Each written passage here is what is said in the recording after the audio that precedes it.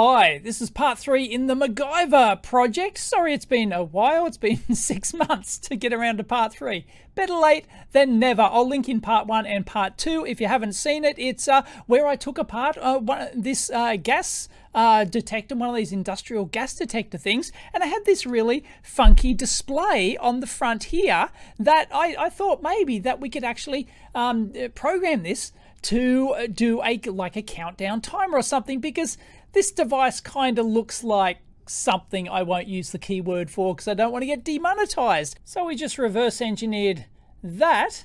And then we, in part 2 down here, we actually hooked it up to a scope and we measured all sorts of waveforms and did some more reverse engineering. Anyway, my plan was in part 3, I would actually show you how that we can design a driver for this using discrete 7400 series TTL logic. I thought that'd be really cool. Then maybe in part 4, we'd show how that we can consolidate those, you know, a couple of dozen TTL chips into one like single 8-pin microcontroller that costs like 10 cents or something like that. But I've decided to jump ahead because I'm so excited. I want to find out if we can use AI, artificial intelligence, i.e. ChatGPT. It's all the rage. I thought, see if we can actually use it to design some code that will actually drive this serial driver. So I've basically got the interface that we want to drive here. We've got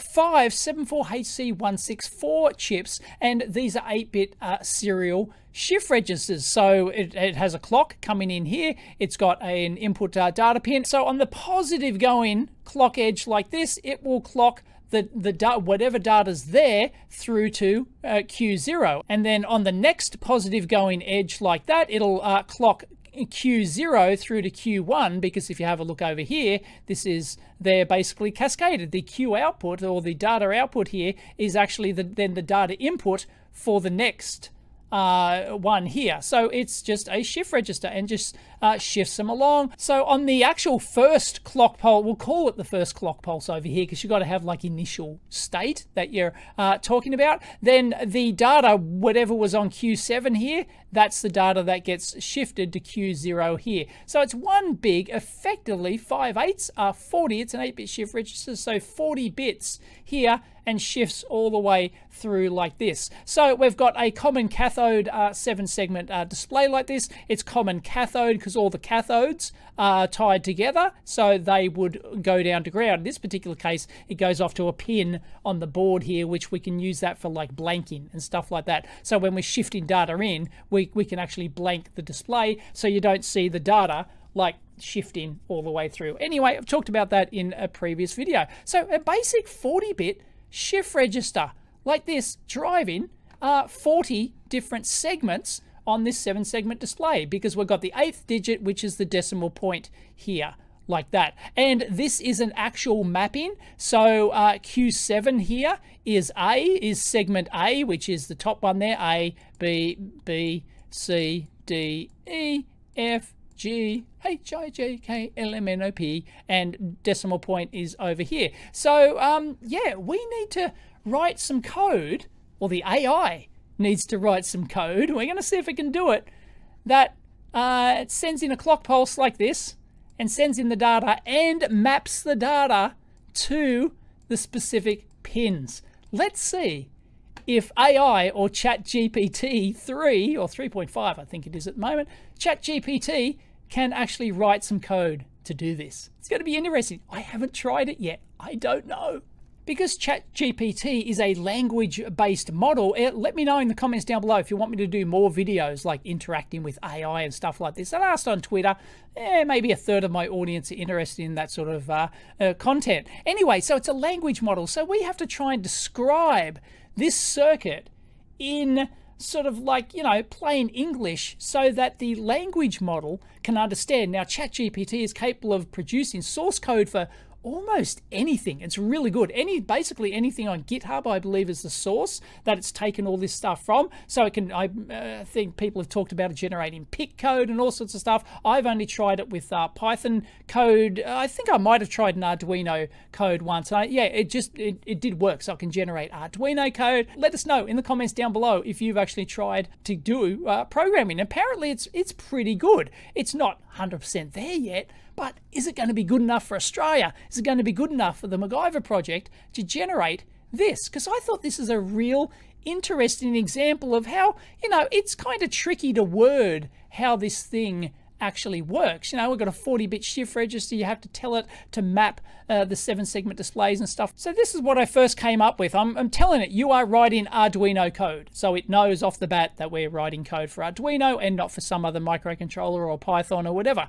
And I'm going, there are 2 outputs because we need the clock up here and we need the data. So I'm telling, please define 2 output pins.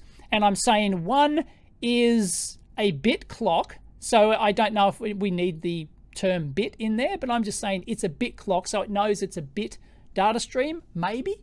I don't know. This is all part of basically a new field called prompt engineering, is the term I like to use for it. I don't know, you got another term? I like prompt engineering in that, you know, you have to learn how to drive these AI engines, and this will be an incredibly valuable skill. Pro tip, highly recommend you get on it now and learn how to drive AI engines in terms of not only generating code, but generating all sorts of useful results. It's going to be a killer skill in the coming years, let me tell you. So anyway, we're telling it it's a bit clock and the other is a data output. Okay, so it should know it's got a clock pin and a data pin. And then I'm going to say the data output connects to a 40-bit shift register that is connected to 5. I've used the word 5 instead of the number 5. Don't know if it makes a difference. I don't know.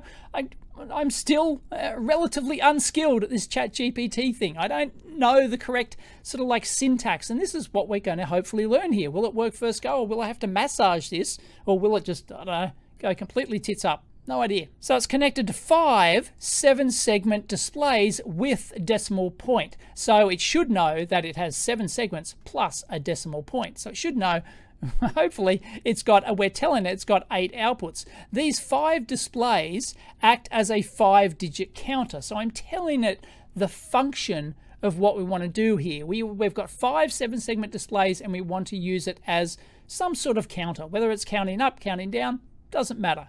It's a counter.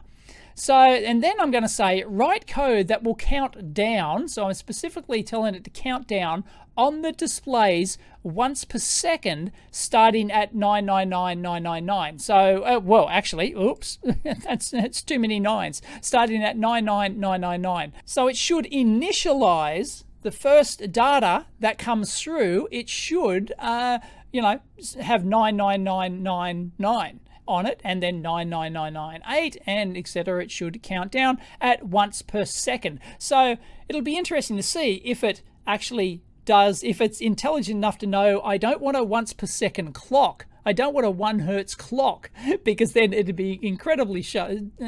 It'd take 40 seconds to update just the display for 1 digit. I want it, so it should know it has to clock out at 40 times. So hopefully it should use like a 40 hertz clock to do this.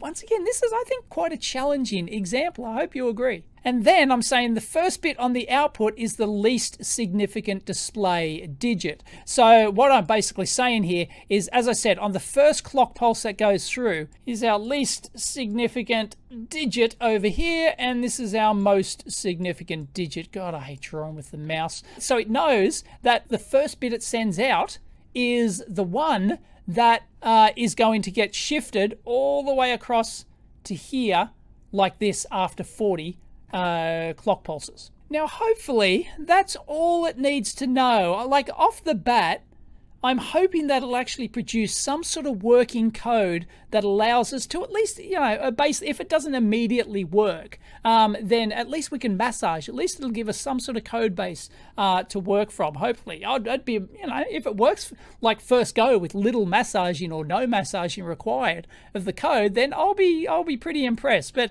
anyway, I don't think we need anything else. I'm not going to do display blanking or anything like that now. I just want to see if we can get clock and data to shift in. So what I'm expecting from any generated code is to have like digits actually defined. You should have to bitmap the 7 segments on here, right? So it should, like, if it wants to do 5, it should know it needs to turn on those segments like that, or, you know, number 1, it needs to turn on segments B and C there, for example. And I haven't actually told it to use the decimal point at the moment, so hopefully it just ignores the decimal point. But I've told it it's the least significant digit. Nah, I think I need a bit more information because I haven't mapped in the individual outputs yet, have I? So maybe I can add something extra. Each display in the bit stream starts with segment A through segment G with decimal point last. Okay, so let's try that. Cross our fingers and see what happens. Okay, so here I am in ChatGPT. Here I do actually have a paid version now, so I think I'm paying per sort of like chunk of, like, there's a certain length of code that it will, or length of response. It doesn't care whether it's code or something else. Like a length of response costs, you know, a couple of cents or something like that. Will it work? Will it magically work? I don't know. Maybe you've got a better idea of how you would have worded this. I haven't given it a huge amount of thought. This is just like off the top of my head how I would explain that. And I think any engineer could read that and go, oh, okay, I know exactly what you want. So is the ChatGPT any good to do it? Let's see. An error occurred. If this issue persists, please contact us through our help center.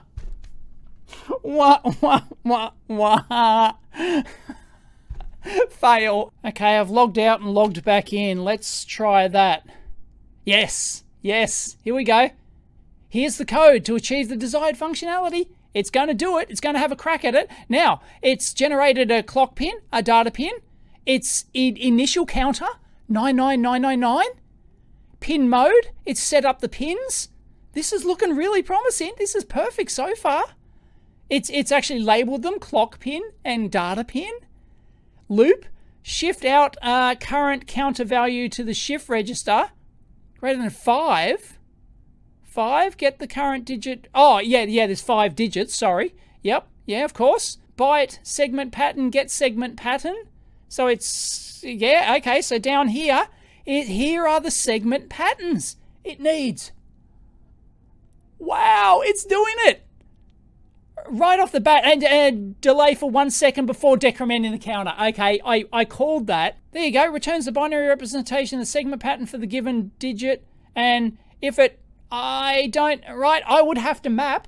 I've got to map. See, this is like, you know, an annoying part of writing this code yourself. How do you like just map in, making sure you map the correct 7 segment displays to, like in this particular case, okay, it's got, if you want a 0, you know, it turns on, hang on, it turns on 1, 2, oh, I didn't tell it, I didn't say anything about common cathode or common anode. So if it was common anode, you would have to output a 0 to turn on the LED, but it's outputting a 1. So here, if we want a 0 to display a 0, it's going to have to turn on all but 2 of the segments. That is correct. So you don't want segment G. Oh, I think it's back to front. Depends how it shifts it out. Yeah, but that is correct. Well, it's either completely back to front or it's correct, because the last 2 digits here will be segment F, which is in the middle, and if you've got a 0 around like that, you don't want segment F, which is in the middle, and the decimal point is next to segment F. So that is correct. That is correct. And then if you want a 1, it's only turned on 2 segments.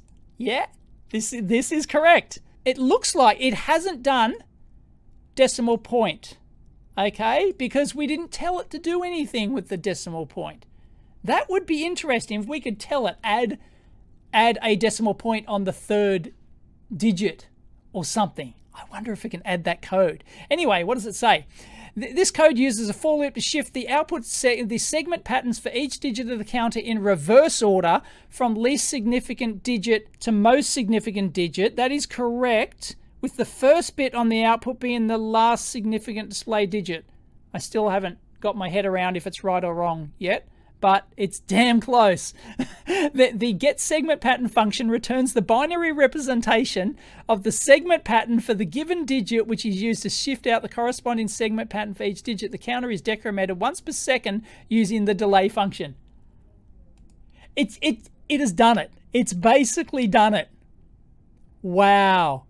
Wow. Okay, so shift data out, data pin, clock pin. Yeah, I didn't tell it the polarity of the clock, and I didn't tell it on the positive. I probably should have said on the positive clock edge, okay? Because the problem here is, yeah, here is the problem, is that it's going to output the clock.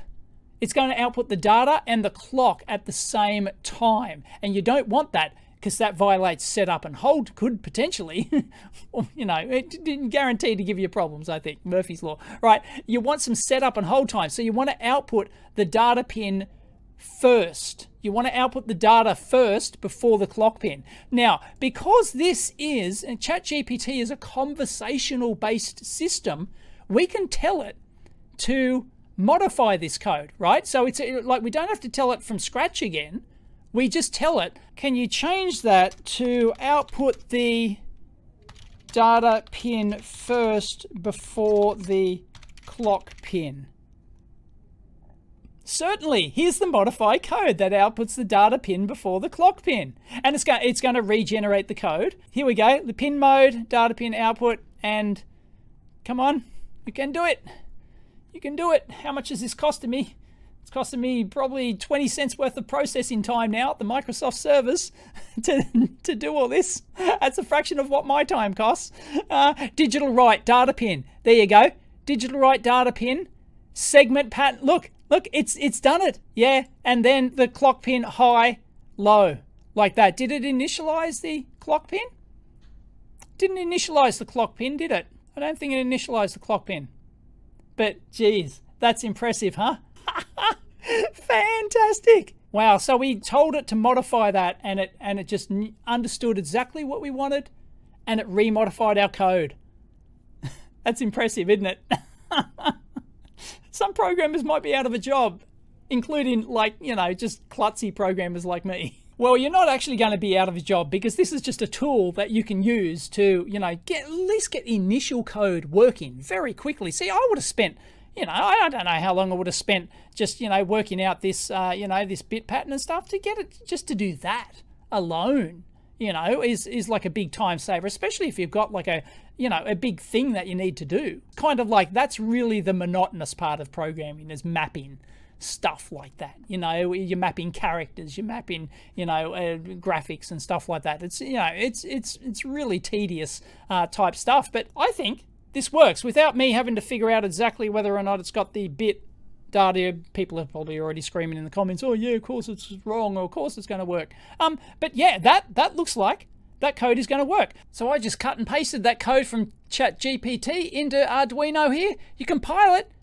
and it compiles just fine. There's no errors whatsoever. It doesn't mean it's going to work, but there's no syntax errors. All right, let's just power it up and try it. I know this setup's a bit how you doing, but it's good enough for Australia. Now, as you saw in previous videos, we need a 2-volt power source for this, because there's no dropper resistors on there. And because we've got a 5-volt TTL level out of the Arduino, I've had to put in bodge in a resistor divider in there. So I've just got like a 1K and a 680 or whatever. And that will drop it down to like under 2 volts to actually go to the logic on here. And I've grounded the common cathode pin, so there's no like blank in or anything like that. And I've got a 100 milliamp current limit. I can't remember exactly what it took, but let's just try that. So let's power it on and see what we get. Oh, hello. We've got a 0. That's interesting. All right. Well, let's try and capture some waveforms, drawing 20 milliamps. The voltage hasn't dropped, so our current limit's good. Yeah, right off the bat, didn't work. And you can say, well, AI failed, but, well, how many times have you done a project that didn't work first go, right? Come on, admit it. Just for kicks, I'm using the new Siglent SDS 2354X HD. I've got no ground connections. It's just flapping around in the breeze. I'm just going through the grounding of the Arduino, so it's going to be a little bit noisy. But there you go. This is our clock signal down here, obviously, like I can run this real time, right? And you can probably just see, yeah, we're getting patterns like that. So I'm single shot capturing this, and sure enough, check it out. It seems to be correct. We've got our 5 packets of clock pulses. There should be 8. 1, 2, 3, 4, 5, 6, 7, 8. Yep. And there's 5 packets of those. So it shifts 8 for the first digit and the second, etc. And then we've got this turning on over here, which is in the middle like this. Hence why our middle digit is turning on. So it's actually working. It's clocking the data and doing everything right, but our data's not correct. So So let's have a look at the code here. Well, we know that the clock and data pins are working, like they're mapped actually correctly and everything. Look, I'll tell you one thing I did notice here. Check this out down here. I like how the help here actually pulls the comment before this. It actually knows that that comment's associated with that. I don't know. I haven't used Arduino in such a long time. This is just new to me. I think that's cool. Nice touch, whoever did that. Right, so we know our for loop is correct because we're getting our 5 clock pulses, right? So we're getting, so this is working here. It's just that this digital write segment pattern is not working. Now, I believe this is correct, right? Because segment pattern, right? That's just a byte, and that calls up get segment pattern down here. But if there's no case, then it returns the default value of 0. Now 0 in this case, if you shifted it all out, if you shift out all zeros, because we're talking about a common cathode display here, we need a 1 to drive it. So an individual 1 in here, each 1 in there represents a segment on. So a 0 would be all zeros, which means all segments are off. So it's obviously for 4 of those 5 digits, it's returning 0 here. Okay, so there's nothing wrong with this. This is all this switch looks all fine. Everything's hunky-dory. Here's where it gets the current digit from the counter. Okay, just quickly, what I'm going to do is I'm just going to force it. Digit equals, what is a good mapping down here? One that's got 1s and 0s. 2, digit equals 2. I'm just going to go digit equals 2. Let's go back to the bench and just try that. So it'll ignore the previous code. It'll just force all 2s. So hopefully we get all 2s on the display. So let's put that back in and try out this quick hack, shall we? Output on. Bingo. Look at that. Winner, winner. Chicken dinner. 2, 2, 2, 2, 2. Can we get that to glitch? Because, yeah, there. It's, yep. Yeah, there you go, all 8s, and then it switched to all 2s. So the ChatGPT actually got that, got the functionality right, like in terms of like all the bit stuff output in, and there it is. There's all the clock pulses, no problems, and there's the data up there. If we scroll over to the start, you can see how the data there is going in before the clock pulse actually happens. So there's that setup time there. So yeah, everything's hunky-dory. Look at that. I mean, that's a Bobby Dazzler. Wow. So all we've got to do is fix the modulo aspect of that. It obviously goofed that up, but hey, it got the order of the segments right and everything. So that's actually updating once per second. All we need to do is fix the counter. Oh, let's go. It's using the modulo function, which is it's a percent. It's not actually a percentage thing. It's called the modulo function. Can we call up we can't call up the help on that. Let me get that. And here it is here. It's the remainder operation, which calculates the remainder when one integer is divided by another. It's useful for keeping a variable within a particular range, e.g. size of an array. That's not what we're using it for. I've used it before to actually extract a digit from the thing. But because we've got AI, we can just ask it to try and fix it. Let's see if the AI can actually figure out what's wrong with it. So how would we word this? It does not get the current digit from the counter correctly. There must be something wrong with the modulo operator on the counter variable. Can you fix it? Cross your fingers, hope I've explained that correctly to it.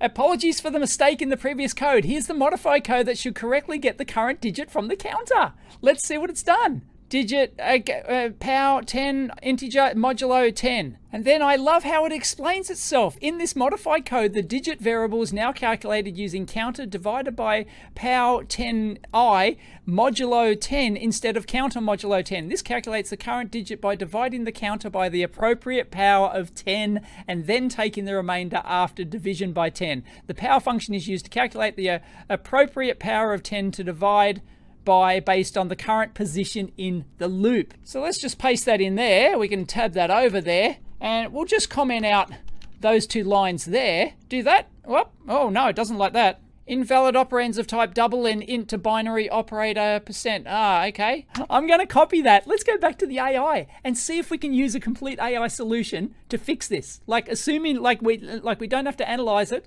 We can just like, let's give it a go. I'll tell it that gave me the compile error and I copied it in there. How do I fix this? Let's see if it can, get a response to that. An error occurred. Oh, bloody hell. Nah, the AI is broken.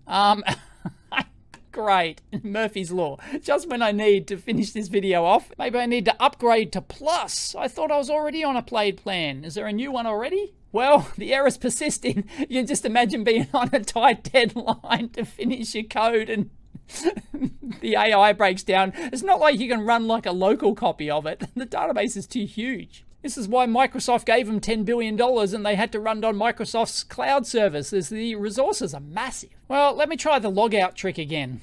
I can't even upgrade my plan. I didn't think I was on a free plan. I thought I was on a paid plan. I don't know. Maybe something's changed recently, but there you go. I can't even pay for it. There you go. I've re-logged in. I do like how it keeps your response, although it didn't get my response last time, so I'm going to have to put that back. Okay, let's try that again. Yes. I see the power function return. It knows. The power function returns a double value, but the modulo operator requires integer operands. To fix this, we can cast the result of power to an integer using the int typecast operator. Here's the modified code. Wow. ChatGPT is absolutely, like, if it didn't get it right the first time, this is how the conversational chat, this is the advantage of this. It's conversational. You don't have to start from scratch again. It knows your existing conversation. You can tell it to make changes like I've demonstrated. And now it made a mistake. It knew it. You told it you've made a mistake. Can you fix it? It fixes it. And then it knows, and then it gives an error, and then it knows what the error is and how to fix that again. Wow, what a great example. This is absolutely terrific. So there we go. All we got to do is put the int in there. Yeah, so there you go. We'll just copy that back. So we paste that in there like that. And let's compile again. Yep, winner, winner, chicken dinner. Let's run it. Let's go back to the bench. No, all zeros. It's not, our counter's not returning anything. Wah, wah, wah, wah. I should have analyzed the code more before I had a look at it. And you can see that we're getting clock, but no data. Aha, I think I can see, yeah, this is wrong, right? So if we got power, the power function is the 10 there to the power of I. I starts at 0, so 10 to the power of 0 is 1, okay? So that would be 1 modulo 10, which doesn't return our digit. Oops. That still does not produce the correct digit. Can you fix it? I apologize for the previous mistake. I noticed another issue in the code. In the get segment pattern function, the segment patterns are defined with the decimal point segment as the, what? However, the segments are shifted out with the decimal point segment as mostly. This mismatch is causing the segments to be, no, well, no, the problem is there, no, hang on. The problem is we're getting the incorrect digits, not that the segments are displayed incorrectly. Need to get segment pattern function to define the segment patterns with the decimal point. No, nope, there was nothing wrong with our get segment pattern. No, please undo that. That's not the error. The error involves calculating the digit using the modulo function. This is getting a bit tedious now. Okay, let's see. I apologize for confusion. Here's the updated version that should correctly calculate current digit using modulo. It didn't say what the error was. All right, let's see how different it is. Equals counter divided by int pow. No, that's exactly what we got before. No, it's gone back to thinking in this update we've changed the inner loop to shift out the segment. No! It's a syntax error in the function by casting it to an int. Yeah, so it's taking into account our previous conversation. No, sorry, AI. You haven't changed the root cause of the problem is this. It's not returning the correct digit. Oops, I might have to fix this manually. I don't think I can coax it into fixing this. Maybe my prompt engineering skills just aren't good enough to do it. That's the same calculation for the digit. It is still wrong. Can you please fix it? See, because if you didn't know how to fix it, you would have to, if you had enough information to do it yourself, you'd just do it yourself, right? If you knew how to do it. Like, the whole idea is getting it to figure out what the mistake is. Counter int power 4 minus 1. Okay, now it's given us at least something different. Write C code that extracts digits one by one from a given number. I'm going to make this AI do it. I'm going to make it, I'm going to make it work. Here's some C code. That is, yep, it should be trivial for it, right? Digits in dir are number, extract digit. There you go. It's modulo 10 and number is you divide it by 10, just like I said. No, the interesting thing is it basically had that solution correct back here. Counter divided by 10. Oh, I think I see it. Okay. People are probably screaming at me, right? It actually had the code originally correct here, okay? Modulo 10, and then the counter equals divided by 10. That's the same as counter equals counter divided by 10. But the counter is like, it's supposed to be decrementing, so you need to put it into a temporary variable first. You can't do it on the actual counter. So yeah, we have to. Can we tell it to... that's pretty complicated to explain, that they're overriding the counter. Go back to the original code and use a temporary variable instead of counter in the digit calculation. Let's see if it understands that. Yeah? All right. This is so much fun. It really is. Temp counter equals counter. Oh, no, see, it didn't go back to the original code. No, okay, it's still doing that. But yeah, it's like temp counter modulo 10. Yep. So it's doing the temp counter thing. All right, let's just fix it manually. We've dicked around enough. All right, so outside of the loop, I've put temp counter equals counter. So we're copying it into a temporary variable, and then we're operating on that temporary variable there. So let's give that a try. Everyone's going to be screaming at me. I think I figured it out. I was wondering, this should work, right?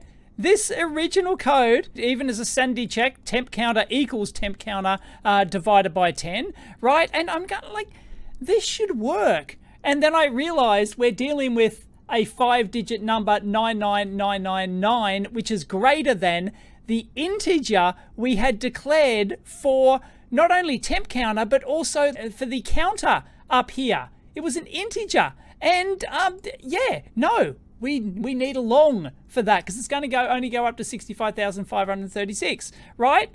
So yeah, it's just not going to do it. So if we change that to long type, then it should work. Well, we can ask the AI if that's correct. It looks like the counter variable is the incorrect type. It's an integer instead of a long. Is that the problem? Let's go. It's possible that the issue with the digit calculator is related to the integer overflow, which can occur when the counter... Yeah. So it knows all about this. In that case, changing the data type of the counter variable to long counter there, and then it's going to generate the code. It's still going to use that dodgy code. No, yeah, it's still going to use the power thing. I don't think that's going to work. Yep, let's try that. Let's go to the bench. All right, let's power it on. Whoa, hello. Hey, it's counting. It's counting. It's counting down. Woohoo! Why didn't it start at 99999 though? We got 99749, but it's counting down. It's doing the thing. Let's see if it goes from 40 to 39. It will, I'm sure. Yep. No problems. Let's try that again. Should have it's initiating to that same value each time. 730, is it? Yeah, we're pretty close to it. Why is it doing that? Doesn't like that. That's something to do with the precision in the modulo operator, perhaps? But it's counting down anyway. It's doing the business. So it basically, we didn't have to muck around with any of the mapping for this thing. It got the correct 7-segment mapping. It got the order of digits actually correct. Whether or not that was by luck or whether or not that was good prompt engineering on my part, I'm not sure. I'd have to go back and check. But yeah, there you go. It's mapping everything correctly, and it's doing the business. So there you have it. That was almost a successful attempt to get AI to write code for this Arduino to do. It's not a hugely complex problem, but as you saw, it had like a few little tricks in it, and we had to, like, it had to understand that we wanted like a physical thing, like a 7-segment display, so it knew what that was. It knew how the segments actually, the digits map in a 7-segment, the segments map in a 7-segment display. It understood that. It understood a shift register, because we used like that, so this keyword, a 40-bit shift register, it knew what all that was. It knew that we wanted 5 7-segment displays and it understood that there was a decimal point, and it understood this code was pretty close to being bang on right off the bat. This actual shift output here, I just had forgotten my Arduino libraries. Yeah, that would have worked. We didn't have to actually specifically, that's a function that is designed to put the data first before it then shifts the clock. So we didn't actually have to change that. So it turns out that was absolutely correct. It turns out the modulo thing here was correct. Like, the actual function of it is correct, except that it didn't know to use a temporary variable in there, like it was overriding the counter. So that wouldn't have worked. And then it, even though we told it a 99999, that exceeds the integer value in here, which only 32 plus minus 32, 1,000, right? So yeah, so it didn't pick up those things, but that's pretty minor. Apart from that, it really did well. Like, it got all this mapping correct. We didn't have to change any of that, like the segment mapping. It got the order correct and everything. So there was only a few little hiccups in there, which, this video's been a long time. I've been going through the process of figuring out, and I didn't spot the the integer thing straight away. And these are mistakes you make all the time. Yeah, but I'm quite impressed. The AI actually did that. It's not bad at all. And then, but you can see that there's limitations to it. Like, it just got confused as we go down here. It just, it started putting the power thing in there. I haven't really correctly analyzed that, but I don't think, is that going to work? I don't know. Leave it in the comments down below. So yeah, so then it got fixated on the power function after we told it was wrong. So it really takes it to heart when you tell it it's wrong. Can can please fix this or change it? It goes and thinks about it and finds a different, it knows you want a different way to do it. So it tries to accommodate you in that, which is really good. And then when I told it, no, go back to the original, it didn't know that the original meant way back at the start, and stuff like that. I apologize for the previous mistake. And